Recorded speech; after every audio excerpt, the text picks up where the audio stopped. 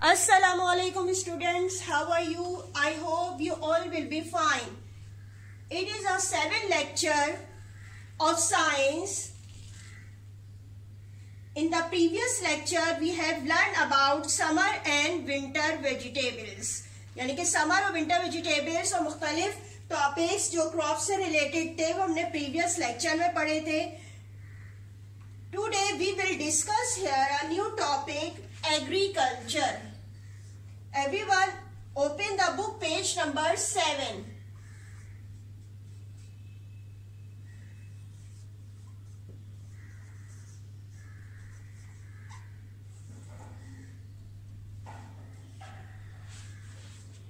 ठीक है, अब आज जो पढ़ेंगे टॉपिक वो क्या है हमारा, रिलेटेड किससे है, एग्रीकल्चर से.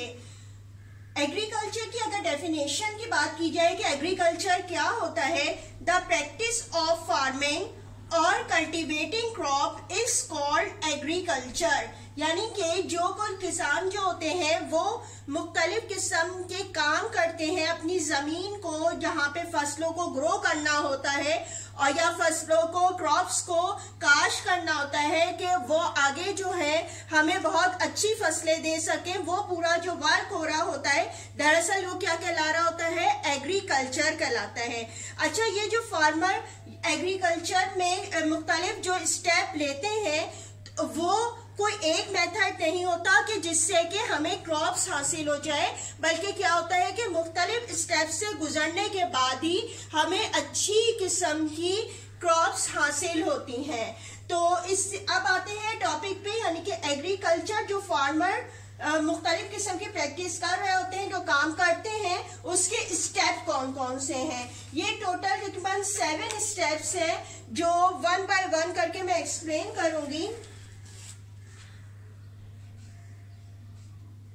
यानी कि एग्रीकल्चर के जो स्टेप्स होते हैं उसकी बात हो रही है. अब first step is called the ploughing.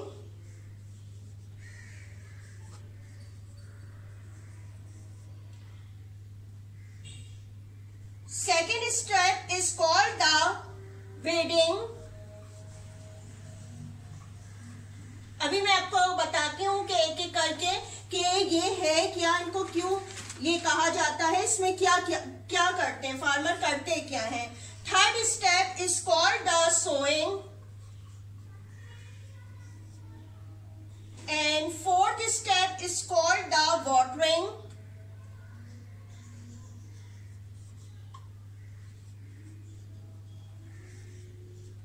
Fifth step is called the fertilising.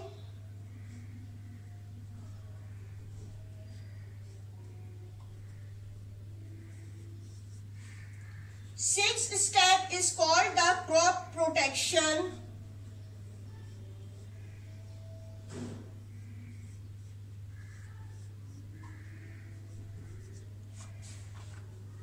And last step, number 7 step is called the storing.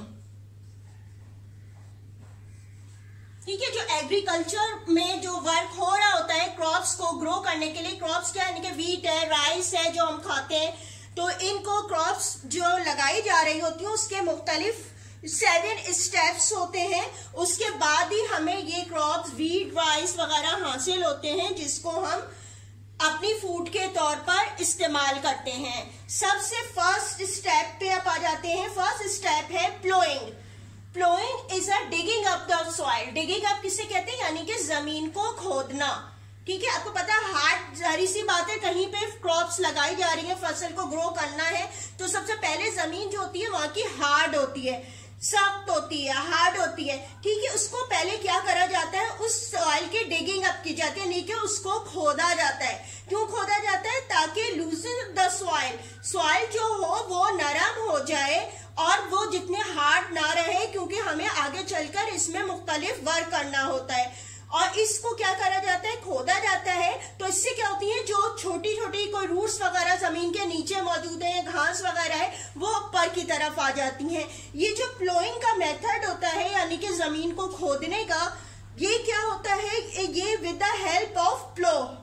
प्लो जो होता है ये या तो बाय एनिमल होता है या ट्रैक्टर यूज किए जाते हैं. ठीक है, एनिमल्स के जरिए भी होता है. आपने देखा होगा एनिमल के जो है पीछे की तरफ जो है लगाए जाते हैं, इस तरह की जो आयरन की रॉड्स वगैरह लगी होती है इतनी बड़ी बड़ी, ताकि जब वो एनिमल आगे की तरफ बढ़ता है तो क्या होता है, जमीन को वो खोदता है, ठीक है। या फिर इसके काम के लिए ट्रैक्टर भी यूज किए जाते हैं, जमीन की प्लोइंग के लिए जो है ट्रैक्टर भी यूज किए जाते हैं। यानी कि जो फर्स्ट मेथड हुआ वो क्या हो गया, इसमें क्या करते हैं, प्लो करते हैं जमीन को, प्लो करते हैं, किसके जरिए होगा, या तो होते हैं बाय एनिमल्स या फिर किसके जरिए हो सकता है, बाय ट्रैक्टर, ठीक है। बाय एनिमल्स भी होते हैं और बाय ट्रैक्टर भी, ये प्लोइंग का यानी कि जमीन को जो है वो क्या किया जाता है, खोद के उसको नरम बनाया जाता है, ठीक है। अब आते हैं सेकंड मेथड। सेकंड मेथड क्या है, वीडिंग। इसमें क्या होता है, वीडिंग क्या मेथड क्या होता है, यानी कि जो जमीन में मुख्तलिफ किस्म की घास वगैरह पहले से जो मौजूद होती है उसे रिमूव किया जाता है, ठीक है। इस वीड को रिमूव किया जाता है और ये जो वीड होती है इसको रिमूव करने के लिए जो चीज इस्तेमाल की जाती है उसे कहते हैं रेक।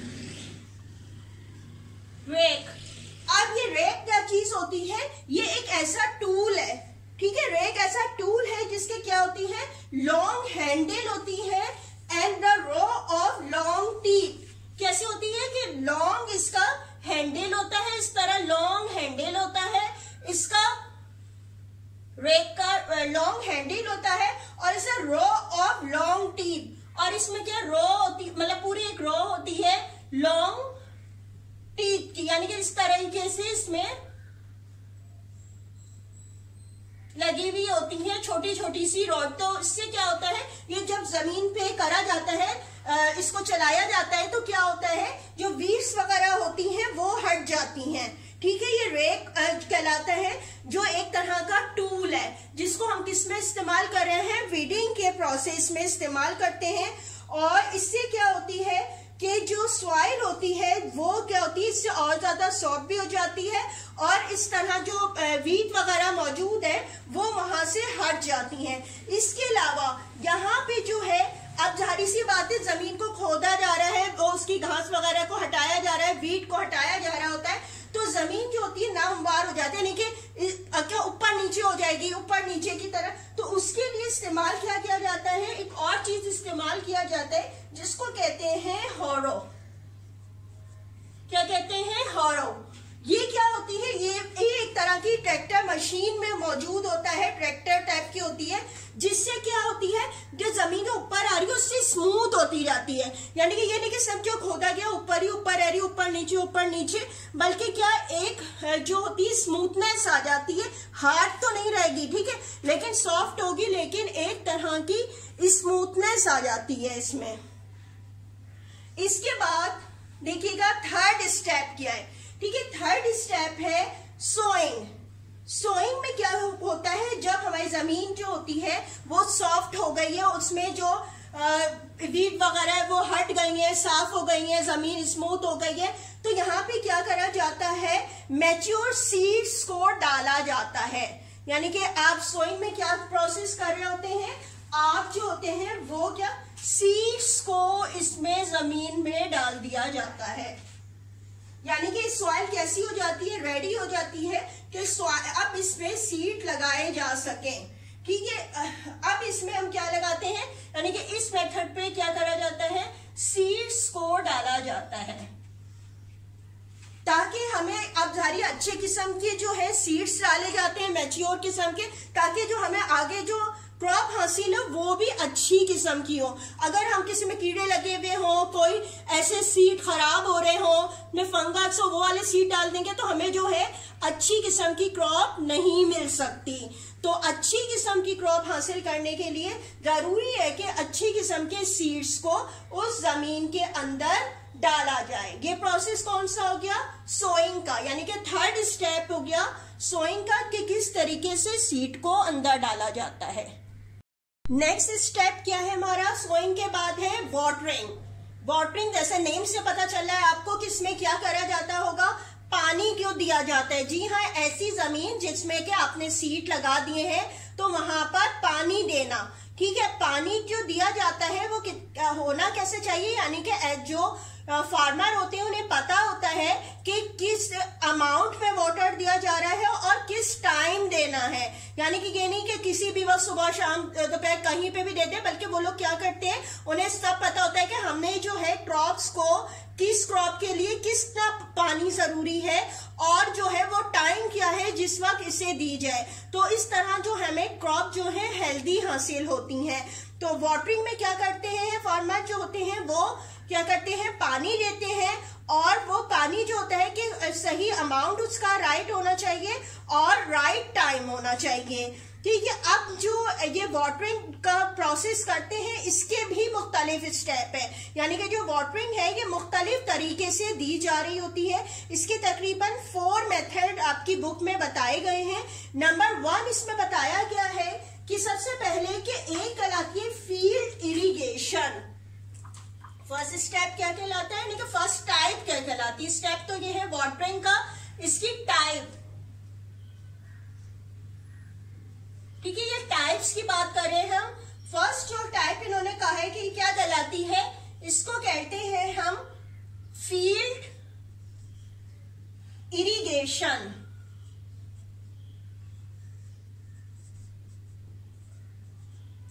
ठीक है, फील्ड इरिगेशन।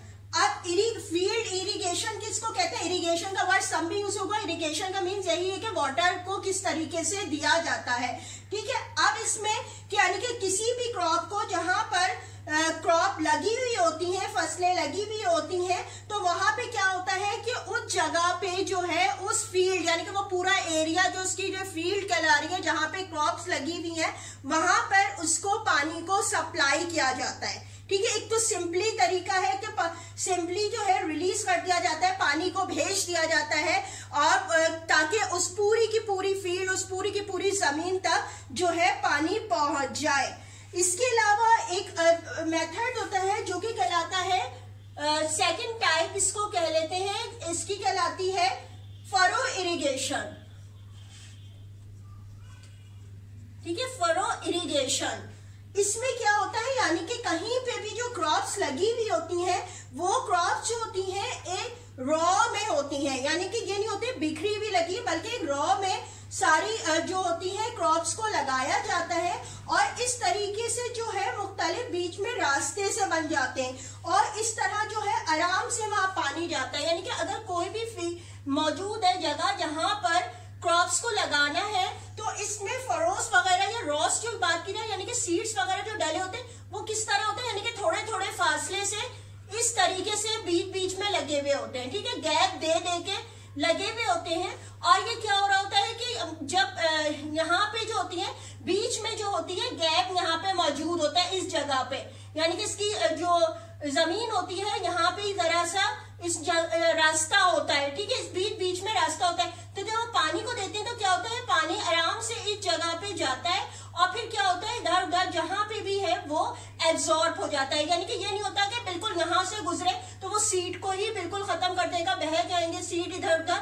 तो क्या होता है, इन रास्तों से जो है वाटर गुजरता है, यानी कि इन जगहों से। तो ये प्रोसेस जो कहलाता है वो फरो इरिगेशन कहलाता है, यानी कि बीच में लाइन से बनी होती है। आपने देखी होंगी पिक्चर्स वगैरह में भी कि किस तरीके से लाइन से होती है कि पानी जो होता है वो उनमें आराम से उस जगह से जाता है, और जाहिर बात है जमीन में जब पानी होगा तो वो कैसी है, वो जमीन नरम है तो वो एब्जॉर्ब कर लेती है। यानी कि एकदम से अगर बहुत तेजी से पानी आएगा तो जो सीड्स हैं या छोटे प्लांट जब ग्रो करते हैं वो खराब होने का डर होता है। तो इस तरह रास्तों से आराम से जो है पानी गुजर सकता है। इसके बाद होती है एक और मेथड होता है जो वाटरिंग का ही स्टेप की बात कर रही हूँ, किसकी टाइप्स बता रही हूँ मैं, कि एक और टाइप है वाटरिंग में हम किस तरीके से देखते हैं। एक कहलाती है स्प्रिंकल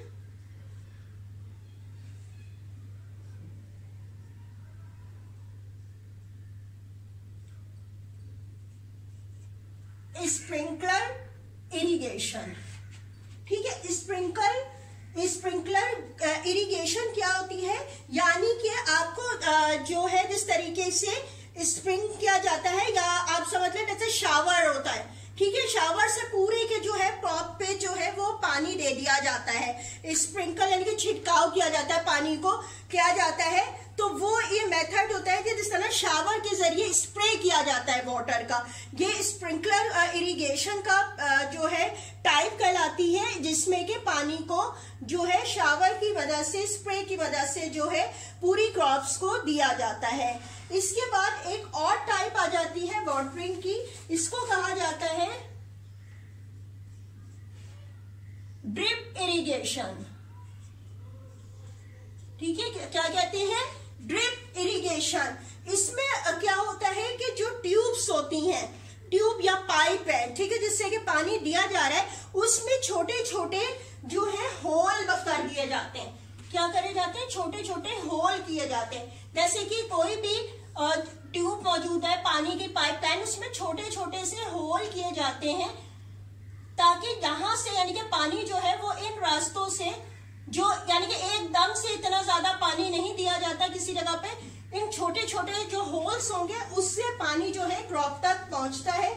और इस तरह से जो होता है जो पानी जाया भी नहीं होता है, ठीक है, यानी कि थोड़ा थोड़ा पानी, आपको पता है सारी एक सीट लगा हुआ है, एक जगह पे एक सीट मौजूद है छोटी, उसको क्या कितना पानी रिक्वायर्ड होगा। तो ये सारी क्रॉप्स के लिहाज से अलग अलग होता है, बांस को पानी बहुत ज्यादा चाहिए होता है, बांस को कम चाहिए होता है। तो ये फार्मर को पता होता है कि किस जगह पे हमें ज्यादा पानी देने हैं या कम। तो इसीलिए वाटरिंग के जो है वो मुख्तलिफ टाइप्स बताई गई हैं, और क्रॉप्स के लिहाज से जो है वैसा पानी दिया जाता है। यानी कि जो अभी लास्ट मैंने बताई वो क्या है, ड्रिप इरिगेशन, ठीक है। ड्रिप इरिगेशन में क्या हो रहा था कि जो पानी की पाइप है उसमें छोटे छोटे से होल करे जाते हैं, और इस तरीके से जो है उस पाइप के जरिए पानी दिया जाता है, और इससे पानी जो है वो जाया भी नहीं होता है। अब हमारा कौन सा स्टेप आ गया, फिफ्थ स्टेप आ गया, यानी कि हमने कौन से पढ़ लिया, फ्लोइंग पढ़ लिया, वीडिंग पढ़ लिया, सोइंग पढ़ लिया,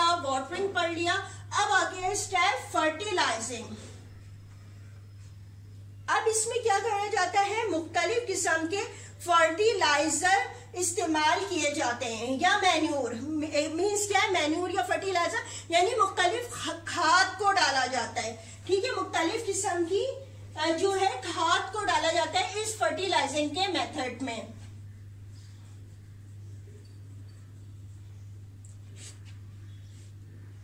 ठीक है, इसमें तो वाटरिंग क्या हो गया के टाइप्स ऑफ इरिगेशन।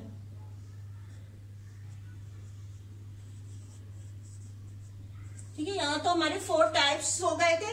अब यहाँ पे मैं बता रही हूँ फर्टिलाइजिंग में क्या करा जाता है कि मुख्तलिफ किस्म की मैन्यूर या फिर जो होते हैं फर्टिलाइजर यूज किए जाते हैं।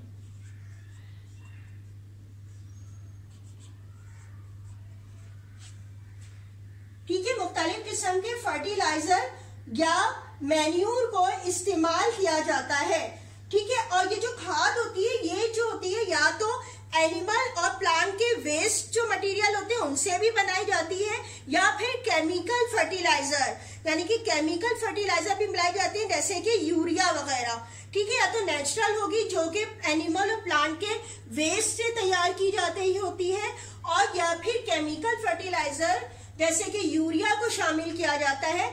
और ये जो फर्टिलाइजर इस्तेमाल किए जाते हैं इससे क्या होता है, जमीन में सारी बातें, सिर्फ एक मिट्टी अगर मौजूद होगी तो वहां पे कभी भी कोई भी क्रॉप ग्रो नहीं कर सकती, कोई सीड ग्रो नहीं कर सकता। मैन्योर लाजमी है कि वहां पे डाला जाए तो ही क्रॉप जो है वो ग्रो होती हैं।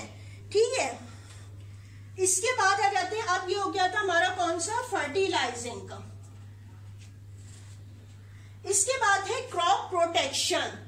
अब ये स्टेप पे क्या होता है, अब लाजमी बात है जहां पे क्रॉप लगाई जा रही होती है तो पहले से पूरी प्लानिंग होती है कि यहाँ पे कोई डिजीज वगैरह कोई ना हमला कर दे, इनकी लीव्स खराब ना हो जाए, प्लांट खराब ना हो जाए, या इंसेक्ट्स वगैरह ना खराब हो। तो उसके लिए क्या किया जाता है कि मुख्तलिफ किस्म के स्प्रे किए जाते हैं इंसेक्टिसाइड और पेस्टिसाइड के। ठीक है, इस मेथड पे हम क्या करते हैं मुख्तलिफ किस्म के स्प्रे होते हैं, ठीक है, स्प्रे किए जाते हैं मुख्तलिफ किस्म के, ताकि इंसेक्ट या पेस्ट वगैरह जो के क्रॉप्स को खराब कर रहे हैं वो खत्म हो सके। या फिर ऐसे एनिमल्स वगैरह भी आ जाते हैं, जाहिर सी बात है किसी जगह क्रॉप्स ग्रो की जा रही है जिस एरिया में, तो उसके करीब से बड़े जो एनिमल्स होते हैं जो घास खाने वाले हैं वो भी आ जाते हैं और जो फसलों को खराब कर सकते हैं, क्रॉप को खराब कर सकते हैं। तो को ऐसी इस तरह की दीवार लगा दी जाती है, बना दी जाती है, ठीक है। या फिर वो दीवार किस तरह की, यानी कि झाड़ियां वगैरह, कांटे वगैरह डाल के वो एक दीवार ऐसी बना दी जाती है उसके पूरी उस जगह जहाँ पे क्रॉप ग्रो होनी है, ताकि जो है एनिमल्स वगैरह वहां पर ना आ सके। इसके अलावा आपने देखा होगा कि जहाँ पे क्रॉप्स वगैरह ग्रो करते हैं, कभी टीवी वगैरह में भी देखा होगा कि जो होता है स्कार क्रो, आपने देखा होगा कि एक जो लगा दिया जाता है, इस तरह लगता है जो क्रॉप्स के में अगर कहीं पे ग्रो हो रही है क्रॉप्स वगैरह, तो वहां पे इस तरीके से जो होते हैं स्टिक को लगा दिया जाता है और ऐसा लगता है जैसे दूर से कि जो है यहाँ पे कोई खड़ा हुआ है, ठीक है। यानी कि उसके ऊपर जो होते हैं मुख्तलिफ कपड़े वगैरह डाल दिया जाता है, कोई हैट लगा दिया जाता है और दूर से ऐसे लग रहा होता है कि जैसे कि वो यहाँ पे कोई जो है वो खड़ा हुआ है, ठीक है। इसको क्या कहते हैं, स्कार क्रो कहा जाता है।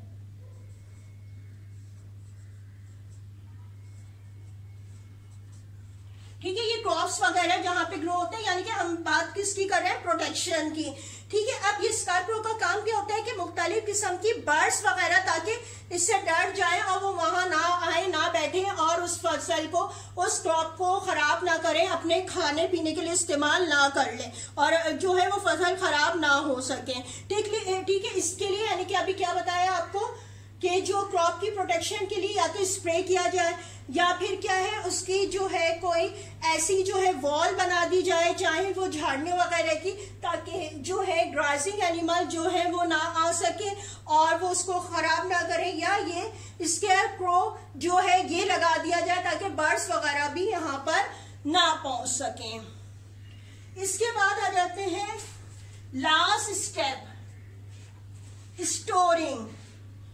अब सारी बातें जब ये क्रॉप्स ग्रो हो जाती है और जब इससे हमें क्या मिलना होता है कि हमें सीड मिलने होते हैं, ठीक है। ये प्रोसेस यानी कि सीड जब मिलने होते हैं, इस क्रॉप की कटाई का वक्त आ जाता है, ठीक है, जिसे कटाई का वक्त जिसको हार्वेस्टेड कहा जाता है, हार्वेस्टेड। इसमें क्या कहा जाता है, इन सीड को स्टोर करने के लिए कि सीड को ऐसे स्टोर किया जाता है कि वो ड्राई हो, ठीक है, इस सूरत में ड्राई हो ताकि उसमें जो है कोई फंगस वगैरह ना लग सके। यानी कि इस स्टेज पे जो है सीड को क्या करा जाता है, स्टोर किया जाता है। अब इसके लिए जो है ये देखते हैं कि ऐसे नहीं होना चाहिए कि बहुत ज्यादा एक ऐसी जगह पे हम स्टोर कर लें जो कि कोल्ड हो या जहाँ पे मॉइस्चर मौजूद हो, तो इससे क्या होगा, पूरी की पूरी जो हमने क्रॉप्स को जमा किया था जैसे राइस, उसको हमने स्टोर कर लिया तो वो सब बहुत जल्दी खराब हो जाएंगे अगर हम बहुत ठंडी जगह पे रख दें या फिर मॉइस्चर वाली जगह पे रख दें। तो इसके लिए ऐसा किया जाता है, या तो पहले से यानी कि कोई ऐसी जगह जहाँ पे आपको स्टोर करना है सीड को, पहले से ही उस रूम में उस जगह पे जो है स्प्रे कर दिया जाता है ताकि कोई भी इंसेक्ट्स, कोई भी खराब करने वाली जो चीजें हैं, फंगस वगैरह, वो खत्म हो जाए, फिर उस जगह पे स्टोर किया जाता है, ठीक है। अब यानी कि स्टोर करने से पहले जगह की सफाई कर ली जाए और बिल्कुल इन सीड्स को ड्राई हालत में स्टोर किया जाता है, क्योंकि अगर ये ड्राई नहीं होंगे यानी कि बिल्कुल ड्राई हालत में स्टोर किया जाता है, अगर ड्राई नहीं होंगे तो उस पर मोल्ड वगैरह यानी कि फंगस वगैरह लग जाते हैं, जिससे कि हमारी जो पूरे जो है कई महीनों की मेहनत जाया हो जाती है। क्योंकि आपको पता है ना कि मुख्तलिफ स्टेप को करते हुए जो फार्मर ये हमें क्रॉप दे रहे हैं और हम इसको अपनी फूड के तौर पर इस्तेमाल कर रहे हैं, इसको जमा भी करके रख रहे हैं ताकि पूरे साल हमें ये मिल सके। तो अगर हमने पूरे स्टेप सही कर लिए, हमें मिल भी गई क्रॉप, और अगर हमने लास्ट स्टेप यानी कि इस स्टोरिंग में हमने जो है केयर नहीं करी, और क्या किया कि उसको ऐसे ही जगह पे रख दिया जहाँ पे मॉइस्चर वगैरह मौजूद था, तो वो बहुत जल्द खराब हो जाएगा, नहीं हमारी पूरी मेहनत जाया हो जाएगी। तो जो लास्ट मेथड है, यानी कि सारे ही मेथड इंपॉर्टेंट है, लास्ट समय यानी कि ऐसी जगह पे स्टोर किया जाता है ताकि वो जो है क्रॉप खराब ना हो हमारी, और हमें पूरे साल जो हमारी रिक्वायरमेंट है, हमारी पॉपुलेशन को चाहिए, वो हमें मिलती रहे।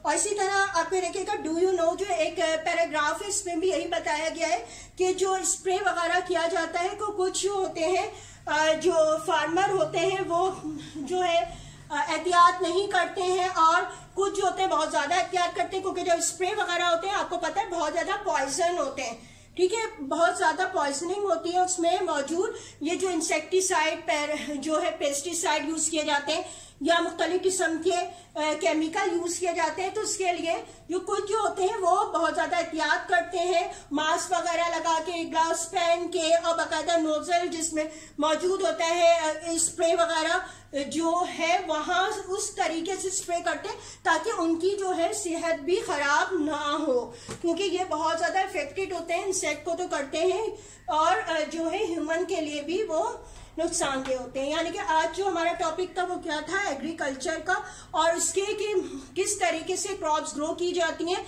इसके मुख्तलिफ 7 स्टेप को मैंने आपको एक्सप्लेन किया है। ये क्लास 5 होमवर्क देख लीजिए अपना। आपका होमवर्क क्या है, क्वेश्चन नंबर 14 है जो आज करना है, ठीक है। ये लास्ट क्वेश्चन है, इसके बाद कुछ एक्सरसाइज भी है, लेकिन क्वेश्चन आंसर में ये लास्ट क्वेश्चन है। 13 तक मैं आपको पहले दिखा चुकी हूँ और करवा दिए हैं, और आप लोग जो है व्हाट्सएप पे पिक्स भी भेज रहे हैं अपने वर्किंग की, और कुछ स्टूडेंट्स तो बिल्कुल भी कोई भी जो है काम नहीं दिखा रहे हैं, तो प्लीज़ जो है वो भी सब दिखाइए अपने काम को जिस तरह के और स्टूडेंट्स दिखा रहे हैं, ठीक है। अब ये जो क्वेश्चन नंबर 14 जो आपको दिया गया है, यहाँ पे देखिएगा क्या लिखा है, right the name of different steps of agriculture. सिर्फ आपने नेम लिखने हैं, पहले आपने हेडिंग डालनी है डिफरेंट स्टेप्स ऑफ एग्रीकल्चर की। इसी तरह 1 2 3 4 5, अगर आपके पेज में यहाँ जगह नहीं थी तो मैंने 6 7 इधर लिखा है, और आप इसके नीचे भी लिख सकते हैं, ठीक है। ये एक छोटा सा क्वेश्चन है जो आपने लिखना है, और इसके अलावा आप ये बुक देख लीजिए, एक काम आपका बुक से है, ये देखिएगा पेज नंबर 10 पे। 10 पे ए एक्सरसाइज है, fill in the blanks with the correct options, ठीक है, ये वाली जो है, ठीक है। पेज नंबर 10 आपको यहां से लिखनी होगी। सबसे फर्स्ट देख लीजिए, seeds which have 2 seed leaves are called dash. अब इसमें यहाँ पे जिस तरीके से दिए गए ऑप्शन मोनोकॉट, डाइकॉट, यहाँ पे आपका जो करेक्ट है, लाजमी बात है, डाइकॉट आपको समझाया भी था। ये फर्स्ट चैप्टर में करवा रही हूँ तो इसके मैं आंसर आपको बता दे रही हूँ, अदरवाइज नेक्स्ट चैप्टर से ये होगा कि आप जो MCQs वगैरह या कोई भी एक्सरसाइज होगी वो आपने खुद से करनी होगी, ठीक है। ये फर्स्ट चैप्टर की थी, इसलिए मैं सिर्फ आपको दिखा दे रही हूँ, इसके आंसर भी आपने इसी तरह लिखिएगा। अच्छा, ये जो ऑप्शन है इसको इस तरह से कीजिएगा कि आप जब लिखें तो इसको जो है वो ब्रैकेट में करके लिखिएगा, ठीक है। ये जो है ये ब्रैकेट में होने चाहिए, ठीक है, इस तरीके से। इसी तरह सेकंड का आंसर देख लीजिए, इसमें क्या है आपका, new plants grow from ginger और अ ब्रायोफाइलम। अब लास्ट में इसका आंसर जो करेक्ट है वो है ब्रायोफाइलम। थर्ड जो आप देख लीजिए, थर्ड में आपको नजर आ रहा होगा कौन सी है ये, crops grow in winter season are called rabi. Fourth है practice of growing crop is called, ये तो आज ही का लेक्चर था तो यकीनन आपको पता चल गया होगा, एग्रीकल्चर, ठीक है। मैं ऑप्शंस में यानी कि आपने ब्रैकेट बना के ऑप्शंस लिखेगा और आंसर तो इसको फिल कीजिएगा। आंसर सारी बात है ब्लू कलर पेंसिल से कीजिए और सारा रिटर्न वर्क जो है वो आपका पेंसिल से ही होगा, ठीक है। और ब्रैकेट जो है, ब्रैकेट भी सारी बात है ब्लू कलर से कीजिएगा। नंबर 5 है watering the field through holes in pipes is called drip. ये भी आज ही मैंने आपको समझाया है तो यकीनन आपको इसका आंसर भी आ गया होगा, ड्रिप, ठीक है। ये 1 2 3 4 5 जो है ये सारी आपने करनी है, यानी कि आज का होमवर्क किया है बहुत छोटा सा है, क्वेश्चन 14 बस इसका आंसर लिखना है आपने, ये वाला, ठीक है। 14 का आंसर लिख लेंगे और ये एक एक्सरसाइज से ये कीजिएगा, ठीक है। सिर्फ ए एक्सरसाइज दी गई है और कोई नहीं है, ठीक है। गौर से सुना करें आप लोग कि जो एक्सरसाइज है सिर्फ वो करनी है, ये वाली सिर्फ इसमें ए दी है अभी मैंने। इसके अलावा भी आपकी जो है एक एक्टिविटी वर्क भी मैं लिखवाऊंगी आपको, वो जो है आपका जो करवाऊंगी वो नेक्स्ट क्लास में होगा। ठीक है, अभी तक जो आपको करना है वो सिर्फ और सिर्फ इतना ही काम है आपके, यानी कि क्वेश्चन 14 तक करना है, और ये जो है फिल इन द ब्लैंक्स यानी MCQs जो है वो करने हैं आपको। ठीक है, अब जो इसकी एक्सरसाइज जो एक मैं बोल रही हूँ एक्टिविटी वगैरह वो जो है वो नेक्स्ट क्लास में मैं लिखवाऊंगी। यकीनन आपको, I hope you have understand the topic and also homework. Thank you and Allah Hafiz.